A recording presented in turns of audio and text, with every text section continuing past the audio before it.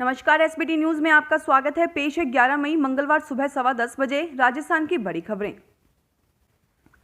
राजस्थान में कोरोना संक्रमण की रोकथाम को लेकर मुख्यमंत्री अशोक गहलोत ने वीडियो कॉन्फ्रेंसिंग से प्रदेश भर के जनप्रतिनिधियों, प्रतिपक्ष के नेताओं के साथ जिला स्तरीय अधिकारियों से कोरोना की स्थिति के बारे में जानकारी ली।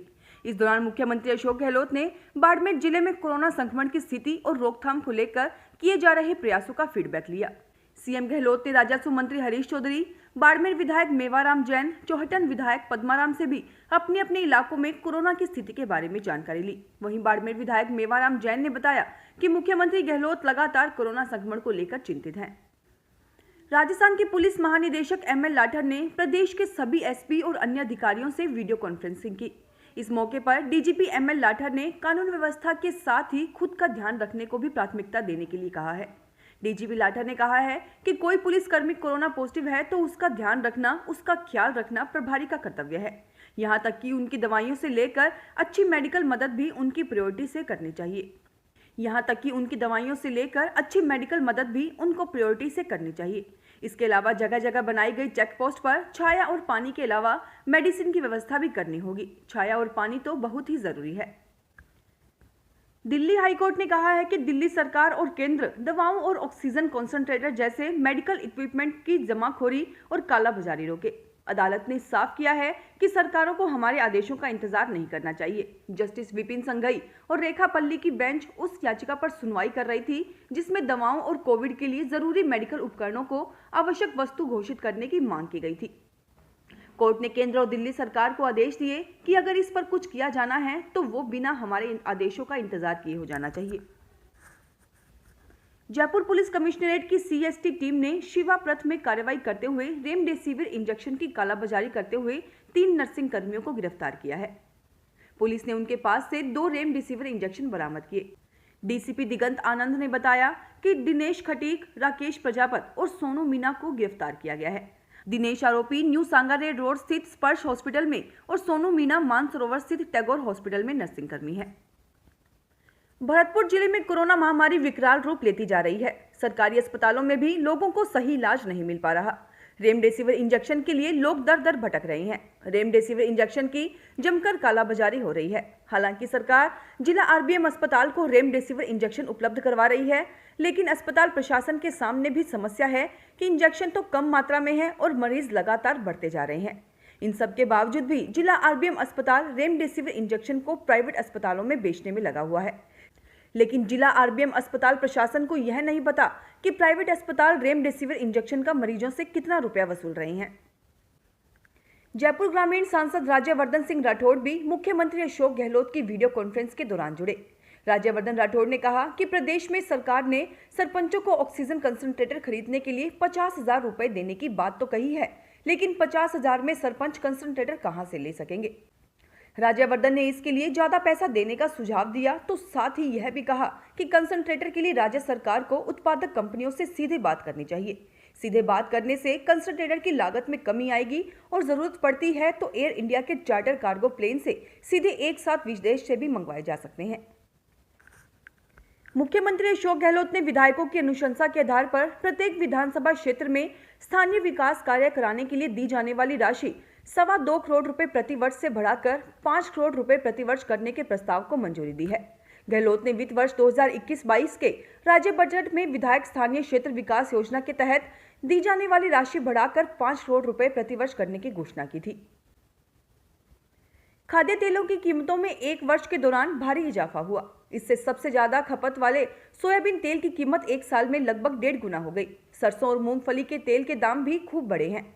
व्यापारियों की माने तो अंतर्राष्ट्रीय बाजार में खाद्य तेल की कीमत बढ़ने से देश में यह तेजी आई है। पिछले वर्ष मई में सोयाबीन तेल की खुदरा कीमत 90 से 100 रुपए प्रति लीटर थी, जो अब 170 रुपए प्रति लीटर मिल रहा है। सरसों तेल की कीमत 135 रुपए से बढ़कर 175 रुपए प्रति लीटर तक पहुंच गई है। धौलपुर में कोरोना संक्रमण की चेन को तोड़ने के लिए सोमवार तड़के से लागू हुए लॉकडाउन की पालना कराने को लेकर पुलिस चौकस हो गई है। इस दौरान धौलपुर से जुड़ी मध्य प्रदेश के मुरैना जिला बॉर्डर सागरपाड़ा एवं उत्तर प्रदेश के आगरा बॉर्डर बैरठा सहित अन्य नाकों को सील कर दिया गया। मुख्य हाईवे मार्गों पर केवल मालवाहक वाहनों को ही छोड़कर आवागमन पूरी तरह से प्रतिबंध लगाया गया है। मुख्य हाईवे मार्गों पर केवल मालवाहक वाहनों को छोड़कर आवागमन पर पूरी तरह से प्रतिबंध लगाया गया है। सीमाओं पर चौकसी के लिए नाकों पर भारी संख्या में आरएसी एवं पुलिस के जवान तैनात किए गए। राजस्थान में उपनेता प्रतिपक्ष राठौड़ बोले कि कोरोना से लड़ाई में हम मजबूती से सीएम के साथ खड़े हैं। हम आरोप प्रत्यारोप की राजनीति करते हैं, करते रहेंगे, लेकिन कोरोना से जंग में हम मुख्यमंत्री और सरकार के साथ खड़े हैं। इस वक्त पंच और सरपंचों की जिम्मेदारी बढ़ गई है। पंच सरपंच गांवों में कोविड प्रोटोकॉल की पालना करवाएं।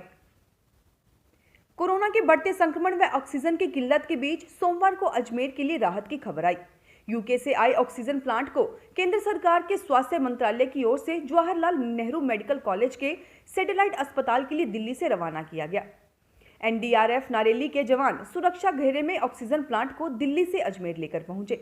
ऑक्सीजन प्लांट लेकर आए ट्रेलर को आदर्श नगर मुख्य मार्ग से सैटेलाइट अस्पताल पहुंचाने में जिला पुलिस और एनडीआरएफ के जवानों को अच्छी खासी मशक्कत करनी पड़ी। जोधपुर की बासनी थाना पुलिस ने कोविड संक्रमितों के लिए महत्वपूर्ण रेमडेसिविर इंजेक्शन की कालाबाजारी के मामले में चौपासनी हाउसिंग बोर्ड स्थित निजी अस्पताल के संचालक से कोरोना संक्रमित मरीज और उनको लगाए गए इंजेक्शन का पूरा ब्यौरा मांगा है। पुलिस का दावा है कि नर्सिंग कर्मी ने निजी अस्पताल से ही रेमडेसिविर की 3 इंजेक्शन चुराकर ऊंचे दाम पर बेचने का प्रयास किया था। थानाधिकारी पाना चौधरी ने बताया कि प्रकरण में पिपाड़ सिटी के इंदिरा कॉलोनी निवासी नर्सिंग कर्मी भागीरथी जिनगर को 2 दिन रिमांड पर लिया है। जयपुर में जेडीए प्रवर्तन दस्ते ने जोन 12 में निजी खातेदारी की करीब 19 बीघा भूमि पर 2 अवैध कॉलोनियों को बसने से पहले ही ध्वस्त कर दिया।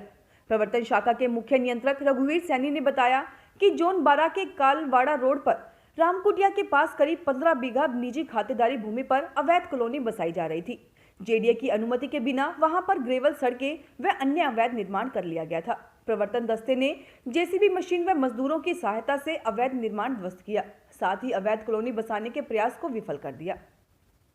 कोरोना संक्रमित मरीजों को ऑक्सीजन की निर्बाध आपूर्ति के लिए मंडल चिकित्सालय जोधपुर में रिकॉर्ड 10 दिन से भी कम समय में ऑक्सीजन जनरेशन प्लांट शुरू किया गया। परीक्षण सफलतापूर्वक करने के पश्चात सोमवार से मरीजों को ऑक्सीजन की आपूर्ति शुरू कर दी गई। उदयपुर के सीएमएचओ डॉक्टर दिनेश खराड़ी ने एसआरजी चिकित्सालय की कोरोना उपचार की मान्यता समाप्त कर दी है। डॉक्टर खराड़ी ने बताया कि कोविड उपचार के लिए पंजीकृत चिकित्सालयों में कार्यरत नियमित फिजिशियन की उपस्थिति के संबंध में आयोजित बैठक में नहीं आने, अस्पताल में नियमित फिजिशियन की उपस्थिति के संबंध में कोई प्रमाण पत्र प्रस्तुत नहीं किया। इसके अलावा जिला कलेक्टर की ओर से नियुक्त प्रशासनिक टीम की ओर से अस्पताल में कोई नियमित फिजिशियन नहीं, इसमें एफडी फिजिशियन और एमडी रेस्पिरेटरी मेडिसिन कार्यरत नहीं होना बताने, कोविड गाइडलाइन की पालना नहीं करने आदि के कारणों के चलते कमेटी की अनुशंसा के आधार पर कोविड उपचार की मान्यता को समाप्त किया गया है। फिलहाल इस बुलेटिन में इतना ही, फिर हाजिर होंगे और बड़ी खबरों के साथ।